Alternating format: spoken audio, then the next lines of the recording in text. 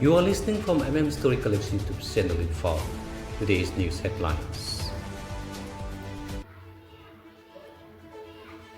Massive NRC rally held in Manipur, security strengthened across the state. Kangpokpi tension continues. Naga Kuki related developments. Rongmei Naga Council condemns attack, protests in Kru. Security forces arrest PLA cadres. Tourism shows signs of recovery. The news in details. Thousands of people will participate in the last rally in Imphal, demanding that the National Register of Citizens (NRC) be updated before the next census is conducted in Manipur. The rally was organized by several civil society organizations, with participants carrying slogans such as "No NRC, No Census." CRPF Director General G.P. Singh visited Manipur and reviewed the law and order situation. He stated that security forces would take firm action against armed miscreants. The center has also dedicated to deploy additional Cobra battalions in the state to improve security. The recent killings of 3 Kukizo civilians in Kangpokpi districts remains a major issue. Security forces continue monitoring sensitive areas while investigations also are ongoing. The issue of 6 missing Naga men from the Kangpokpi remains unresolved. The matter is being monitored by the court and has contributed to tensions in the hill districts. The Rongmei Naga Council Manipur reported an attack on village girl in the Saroi Dongba area and said 1 person remained missing. The organization appealed for urgent government interventions. National Highway 202 was affected by protests in Ukhrul district. Separately, reporters said 22 Naga women were injured during confrontation with security personnel, leading to heightened tensions in the area.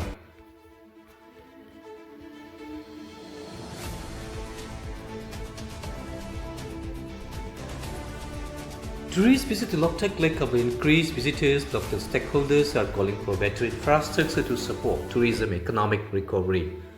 The Indian National Congress decided not to fill a candidate for upcoming Rajya Sabha election in Manipur, citing insufficient numbers in the assembly. According to the information released through the RTI data, 43,000 people remain displaced due to the ethnic conflict, while hundreds of deaths have been reported in the relief camps since 2023.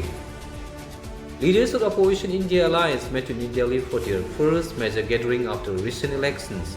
Senior leaders include Rahul Gandhi, Mamata Banerjee, Akhilesh Yadav attended. Discussion focused on electoral issues, opposition unity and future political strategy. At the meeting, Congress President Mallikarjun Kharge criticized government foreign policy and raised concern regarding water lease revision exercises, unemployment and examination management. Indian semiconductor company Natra Semi announced the development of the indigenous 12-nanometer chip, marking a significant achievement for India's semiconductor technology sectors. The development is being viewed as a boost to India's efforts towards technological self-reliance. Investors are watching major companies including Titan Company in Airtel in amid fresh market developments and analyze update. Scientists have reported a strong G3 class geomagnetic storm that could affect or today expose a rare aurora. Sightings have become visible from some northern part of India if weather conditions permit. Young cricket sensation Vaishnav Suryavanshi has been selected for the Indian T20, attracting widespread attention among cricket fans and public figures. Economic growth, inflation, job creation, examination reform continue to dominate national political discussion as parties prepare for upcoming electoral contests. And now from the world news. Israel launched strikes on military target Iran after Iranian missile attack. Despite appeal from US President Donald Trump to avoid retaliation, Iran warned that US military bases could become target, raising concerns about the wider regional conflict and its impact on ongoing nuclear negotiation. New studies presented at the major oncology conference reported encouraging development, including a Delhi pill that significantly extends survival, pancreatic cancer patient and experimental treatment that may improve the effectiveness of immunotherapy.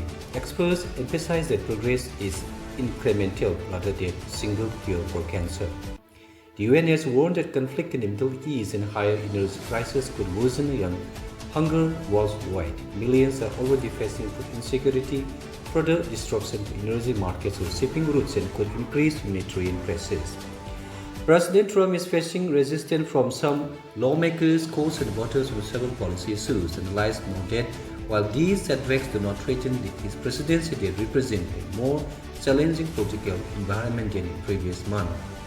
National teams are completing final friendlies and squad preparation ahead of the FIFA World Cup. Several teams have reported injuries and roster changes, while organizers continue to address ticketing and legislative issue before the tournament begins.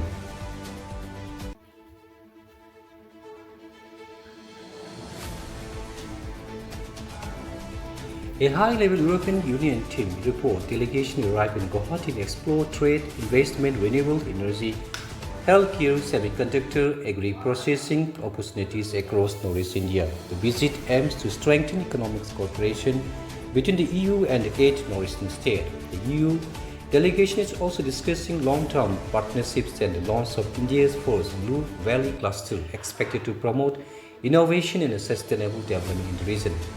The southwest monsoon has advanced across most of Northeast India. Nagaland, Mizoram, and Manipur are fully covered, but Tripura and Assam, Arunachal Pradesh are receiving increasing rainfall.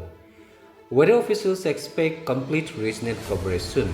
Security forces conducted an area domination exercise along the Assam-Arunachal border near Sadia to strengthen law and order, prevent illegal activities in the border region.